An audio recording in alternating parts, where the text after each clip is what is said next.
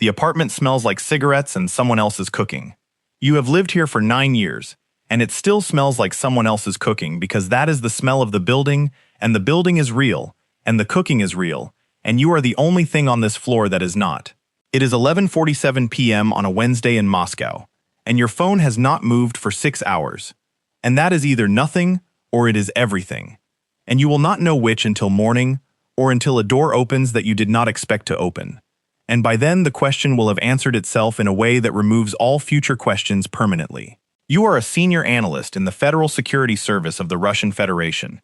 You have a desk in a building on Lubyanka Square. You have a badge that opens 11 doors in that building that most FSB officers spend their entire careers never opening. You have a security clearance that was reviewed and upgraded 3 times in 9 years by the very institution you are systematically destroying from the inside. You have a name that is not your name. You have a history that is not your history. You have a wife who is not your wife in the sense that the man she believes she married does not exist. But she is real, and what you feel when she is in the room is real. And that is the part nobody at Langley can account for in any of the risk assessments they run on your operation. It started in a coffee shop in Vienna 14 years ago. You were 28. You had spent 4 years as a case officer in Eastern Europe, 2 postings, unremarkable on paper and exceptional in practice, and you had been recalled to headquarters for what your supervisor described as a routine rotation review, and what turned out to be a conversation with a man you had never met who knew things about your postings that were not in your file. He was 60 approximately. The kind of 60 that comes from spending 30 years in rooms where the coffee is bad and the decisions are permanent. He sat across from you and placed a photograph on the table between the coffee cups. The photograph showed a man walking into a building on Lubyanka Square. He said, "We need someone inside that building who can stay inside that building." He said, "Not for a year, not for a rotation, permanently." He said, "The officer we're looking for does not exist yet. We have to build him." You understood what he was not saying. He was not asking whether you wanted to do this. He was asking whether you were capable of surviving it. Those are different questions. One is about willingness. The other is about architecture. Whether the structure of your identity could bear the weight of being replaced by another one for an indefinite period in a country where the penalty for being discovered is measured not in years, but in the specific vocabulary of what Lefortovo prison does to people who are caught doing what you would be doing. You asked for 72 hours. He said, "Of course." You spent those 72 hours doing something the training manuals do not cover. You tried to locate the place inside yourself that would have to be sealed off to make this possible. The place where your actual name lived, where your mother's phone number lived, where the particular angle of afternoon light in a city where you grew up lived. You found it. You assessed its structural integrity. You decided it was strong enough. You called the number he left. You said yes. The preparation lasted 3 years, and it was the most destructive of a person ever undertaken by the Central Intelligence Agency, with that person's full cooperation. The first year was linguistic and biographical. Your Russian was already excellent. That was one of the reasons they selected you. They took excellent and turned it into native, which is a different thing, a category difference, not a degree of improvement. Native means the language does not pass through translation. It means you dream in it. It means when someone startles you, you swear in it. They worked on your Russian for 9 months with an instructor from Novosibirsk, until the accent was not Moscow, but close enough to Moscow that no one would mark it, and far enough from American English that no surveillance officer listening to a recording of you speaking would hear the ghost of a language underneath the one you were using. They built your legend with the same granularity they applied to your language.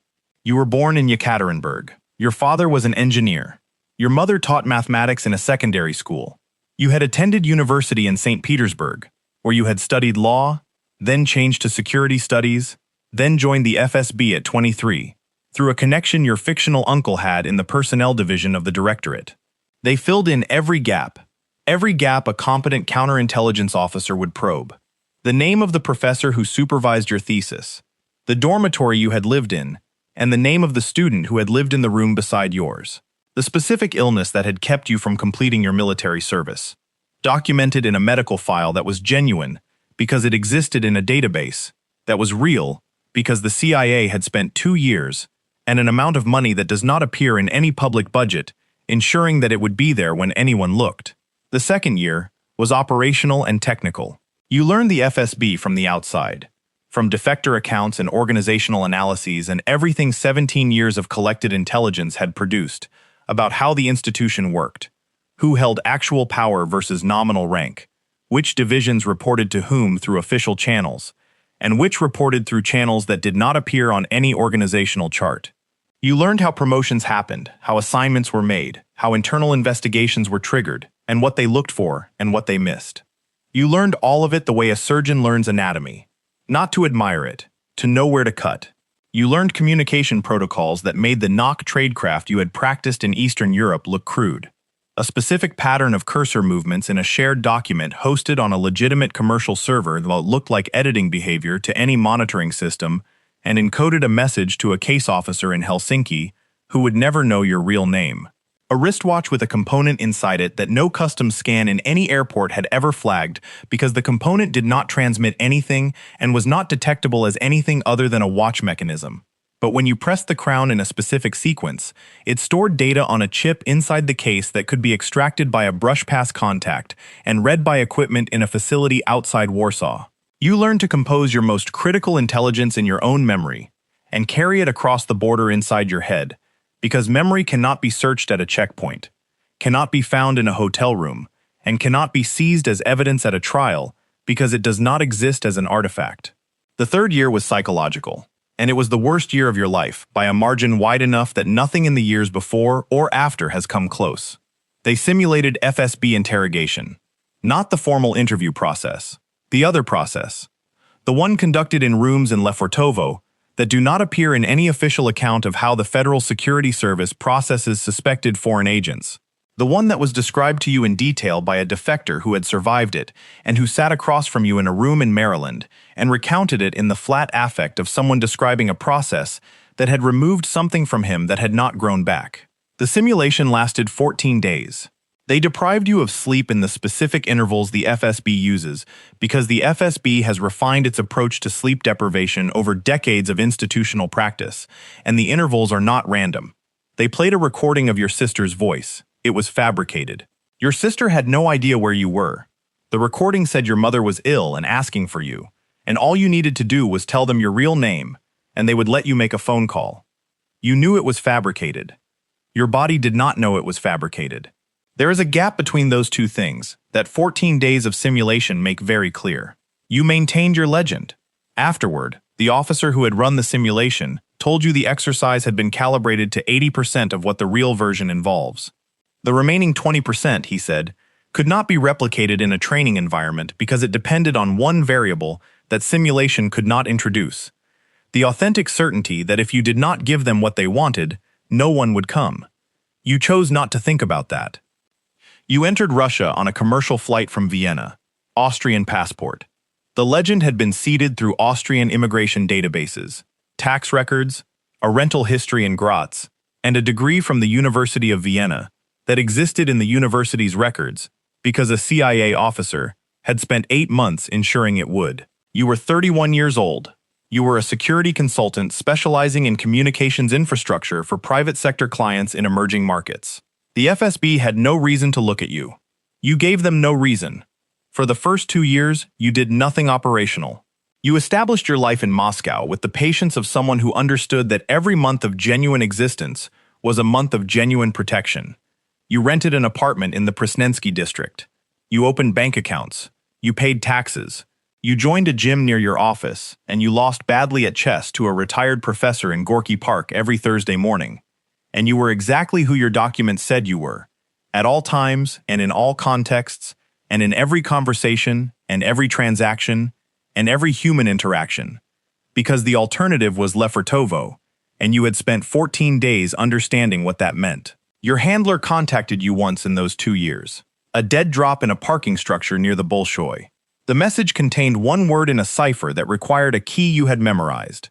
The word was continued. You continued. In year 3, you were introduced through a business contact to a mid-level FSB officer who worked in a division dealing with private sector security certification. He was looking for contractors.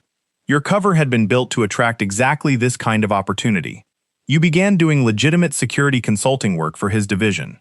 It was unglamorous and technical and not classified and absolutely real.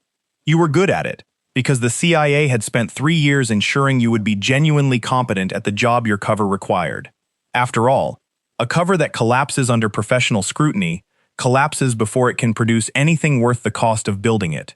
2 years of legitimate work, inside a legitimate relationship with a legitimate FSB officer who trusted you because you had given him no reason not to. Year 5.